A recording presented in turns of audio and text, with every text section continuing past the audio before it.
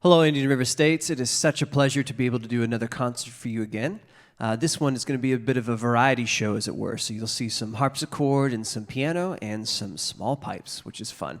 So I hope you really enjoy this. I miss you all greatly and look very forward to seeing you, hopefully, quite soon. Thank you so much for all you do and all that you are, and I will see you soon. So we have a variety of different things for you today. We're going to start off actually with the harpsichord. This is an instrument that I was very privileged to inherit when I came here, and we have one of our very fantastic Vero Beach local artists has done the inside of the lid.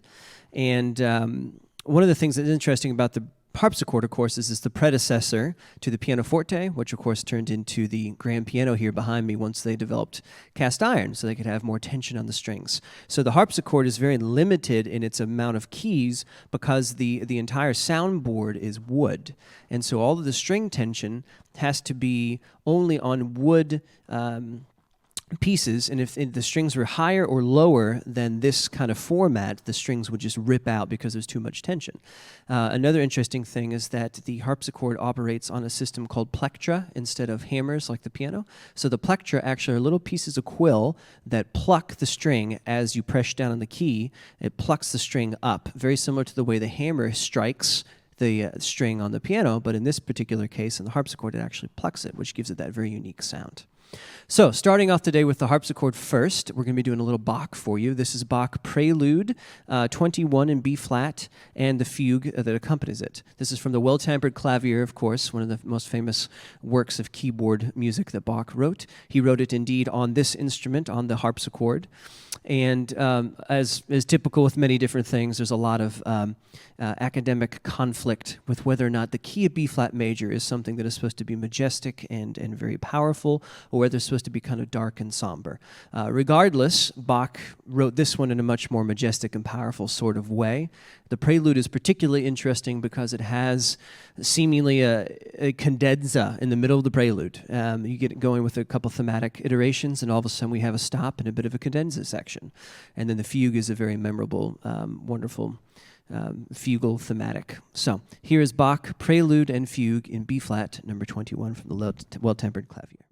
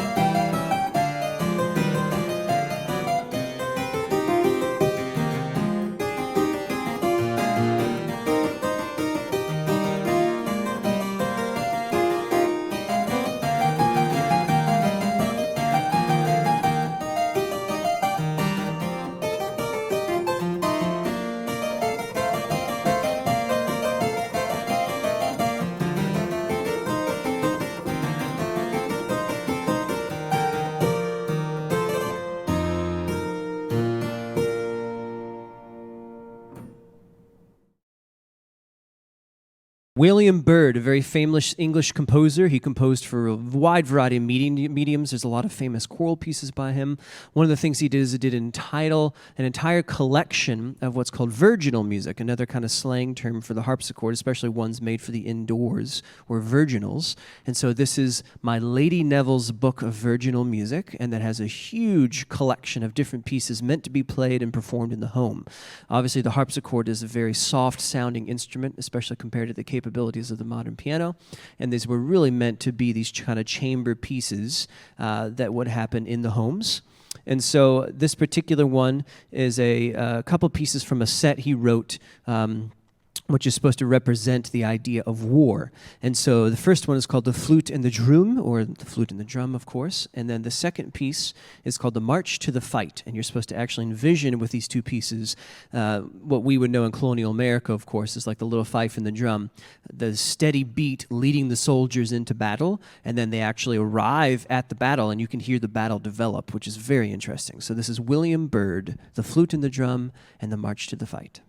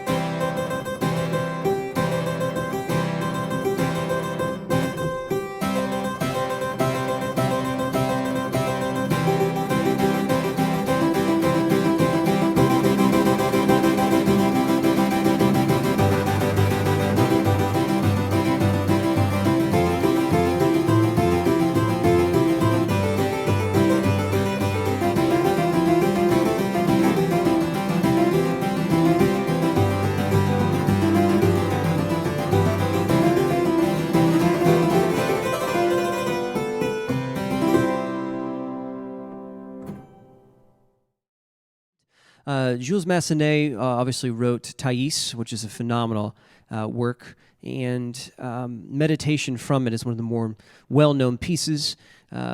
Normally, you'll hear this done as a violin solo with orchestral accompaniment.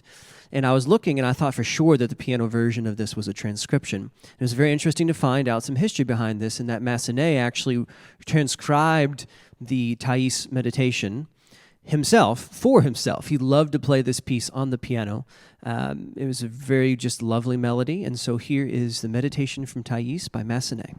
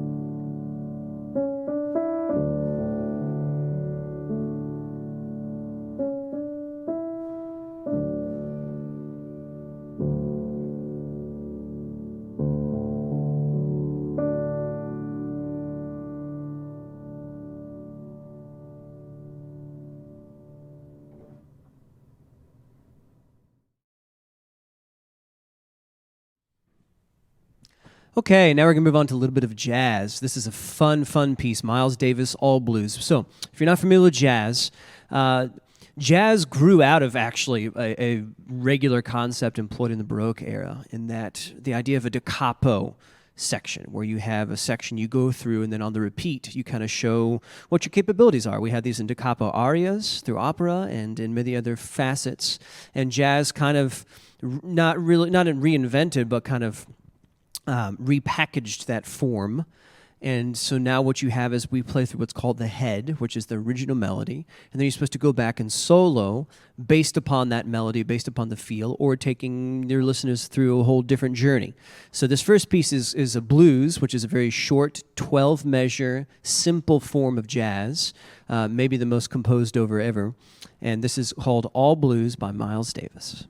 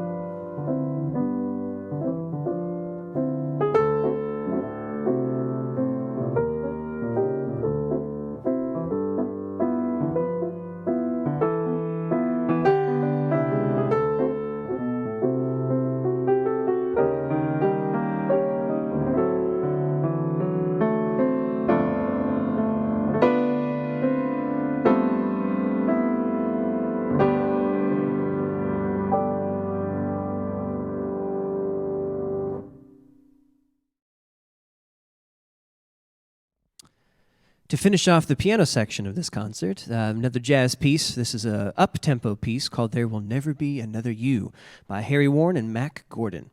The basic premise is still the same. You have the head, you have the repeating melodic figures, except this one is what we call up, which is its own genre, which means as fast as possible.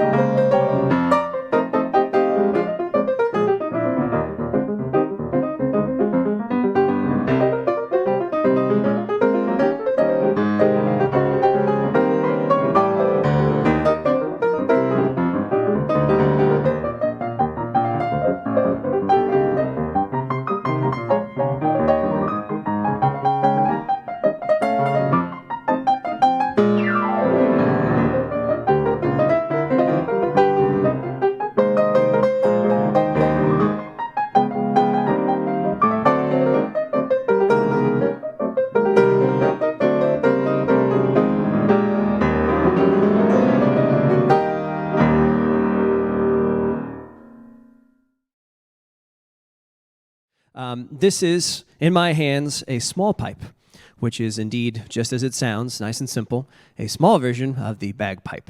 One of the things that's interesting about this is it functions exactly like the Great Highland Bagpipe. You have the 3 drones, a chanter for the fingering of the melody, and of course the blow stick to actually put air in the bag for sustained sound. The difference is this was invented in 1981. And what had happened is coming out of that kind of folk movement coming in the 60s and 70s, there's a real desire for musicians to simply just collaborate with each other at every instance possible. And so one of the issues with the bagpipe is that it a little bit kind of takes over any ensemble that exists because it's a bagpipe. And so someone came up with the idea of inventing the small pipe, and this is very, very soft. It's meant to be indoors, and it's very easy to change the pitching of the conical shape to make it in different concert keys. Normally the bagpipe sits around somewhere around 482 hertz, and that is not concert pitch. And these are concert-pitched instruments, and so you can play with guitars and with other kinds of instruments. So this is a small pipe, and I'm going to be playing a variety of different pieces for you. The first is going to be a slow air, and then we're going to go into a couple of fun tunes, a series of jigs, and then a series of hornpipes. And that will conclude this concert. Thank you very much again for all you do, and I wish you very well during this time.